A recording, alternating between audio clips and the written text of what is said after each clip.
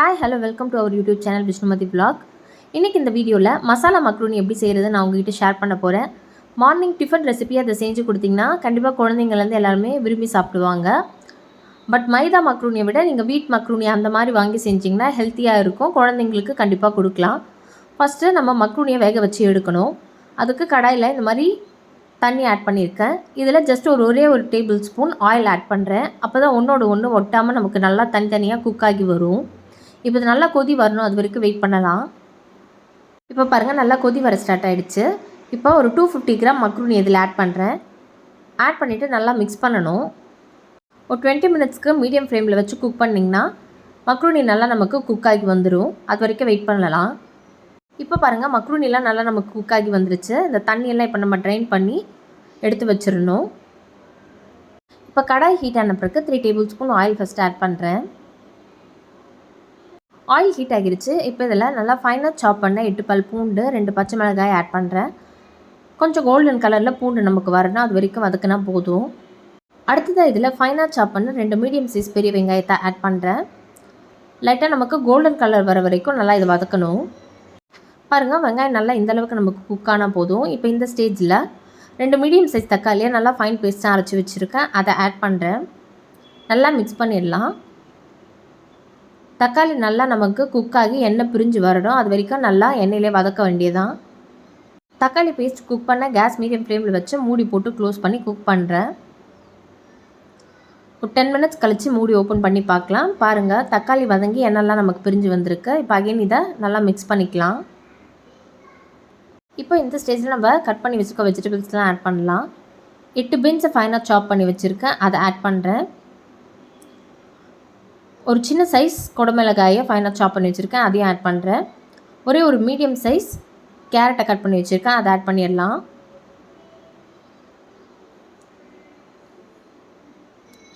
பச்சை பட்டாணி அம்மாவுக்கு அவ்வளோவா பிடிக்காதுன்றனால நான் ஜஸ்ட்டு கொஞ்சமாக தான் ஆட் பண்ணியிருக்கேன். உங்களுக்கு வேணும்னா இன்னும் எக்ஸ்ட்ரா கூட ஆட் பண்ணிக்கோங்க. இப்போ இந்த வெஜிடபிள்ஸை ஒரு 5 மினிட்ஸ்க்கு நம்ம எண்ணெயிலே நல்லா வதக்கணும். 5 மினிட்ஸ்க்கு மூடி போட்டு குக் பண்ணுறேன். 5 மினிட்ஸ் ஆகிடுச்சு. இப்போ ஓப்பன் பண்ணி பார்க்கலாம். நல்லா மிக்ஸ் பண்ணியாச்சு. இப்போ இதில் மசாலா இன்க்ரீடியன்ட்ஸ்லாம் ஆட் பண்ணிக்கலாம். 1/2 டீஸ்பூன் மஞ்சள் தூள் ஆட் பண்ணியிருக்கேன். ஆல்ரெடி இதில் 2 பச்சை மிளகாய் நம்ம ஆட் பண்ணியிருக்கோம். இப்போ ஸ்பைசினஸ்க்கு 1 டீஸ்பூன் தனி மிளகாய் தூள் ஆட் பண்ணுறேன். உங்களுக்கு எக்ஸ்ட்ரா வேணும்னாலே நீங்கள் ஸ்பைசினஸ்க்கு ஏற்ற மாதிரி ஆட் பண்ணிக்கலாம். அடுத்ததான் 1/2 டீஸ்பூன் கரம் மசாலா ஆட் பண்ணுறேன்.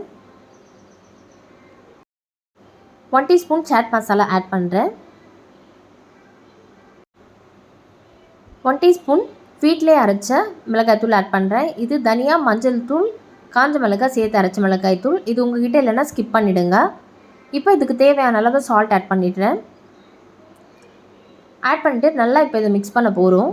ஆட் பண்ணியிருக்க மசாலா இன்க்ரீடியன்ஸ்லாம் வெஜிடபிள்ஸ் மேலே நல்லா கோட் ஆகணும். ஸோ 2 மினிட்ஸ்க்கு நல்லா மிக்ஸ் பண்ணிகிட்டே இருக்கணும். இப்போ ஜஸ்ட் இந்த வெஜிடபிள்ஸ் குக் ஆகிறதுக்காக 250 ml தண்ணி ஆட் பண்ணுறேன். ரொம்ப அதிகமாக ஆட் பண்ணக்கூடாது. இப்போ கேஸ் மீடியம் ஃப்ளேமில் வச்சு மூடி போட்டு க்ளோஸ் பண்ணிவிட்டு இந்த தண்ணி ஃபுல்லாக சுருண்டுற வரை நல்லா நம்ம குக் பண்ண போகிறோம்.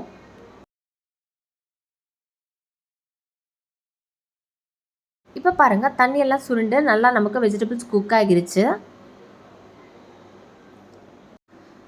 இப்போ நம்ம வேக வச்சுருக்க மக்ரூனி இதில் ஆட் பண்ணிடலாம். ஆட் பண்ணிவிட்டு நல்லா அந்த வெஜிடபிள்ஸ்லாம் இது மேலே கோட் ஆகிற மாதிரி நல்லா மிக்ஸ் பண்ணிடணும்.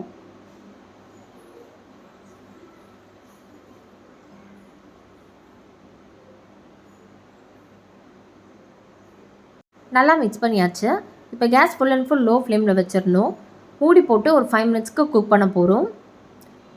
மீடியம் ஃப்ளேமில் இல்லைன்னா ஹை ஃப்ளேமில் வச்சா நமக்கு அடியில் வந்து அடி பிடிச்சிரும். ஸோ லோ ஃப்ளேமில் தான் இருக்கணும். இப்போ ஒரு 5 மினிட்ஸ் ஆகிருச்சு. ஓப்பன் பண்ணி பார்க்கும்போது பாருங்கள் நல்லா மக்ரூனி மேலே ஆட் பண்ண வெஜிடபிள்ஸ் மசாலாலாம் நல்லா கூட்டாகிருக்கு. லாஸ்ட்டாக இதில் ஃபைனாக சாப் பண்ண கொத்தமல்லி கொஞ்சம் ஆட் பண்ணி மிக்ஸ் பண்ணி சர்வ் பண்ணால் ரொம்பவே டேஸ்டியான மசாலா மக்ரூனி ரெடி. வெஜிடபிள்ஸ்லாம் ஆட் பண்ணியிருக்கனால உடம்புக்கு ஹெல்த்தி தான். இந்த மாதிரி செஞ்சு கொடுத்திங்கன்னா கண்டிப்பாக குழந்தைங்கள்லேருந்து பெரியவங்க வரைக்கும் எல்லோரும் விரும்பி சாப்பிடுவாங்க. எங்கள் அப்பாவுக்கு மோஸ்ட்லி இந்த மக்ரூனிலாம் பிடிக்காது. பட் இந்த டைம் நான் இந்த மாதிரி செஞ்சு கொடுத்துருந்தப்ப அவரே இன்னும் கொஞ்சம் எக்ஸ்ட்ரா வெயின்னு சொல்லி கேட்டு சாப்பிட்டாரு. ஸோ கண்டிப்பாக இந்த ப்ரொசீஜரை நீங்களும் உங்கள் வீட்டில் ட்ரை பண்ணி பாருங்கள். ட்ரை பண்ணி பார்த்துட்டு எப்படி வந்ததுன்னு மறக்காமல் கமெண்ட் செக்ஷனில் ஷேர் பண்ணுங்கள். Like, share, subscribe and keep supporting to Vishnumathi Vlogs. Thanks for watching this video, friends.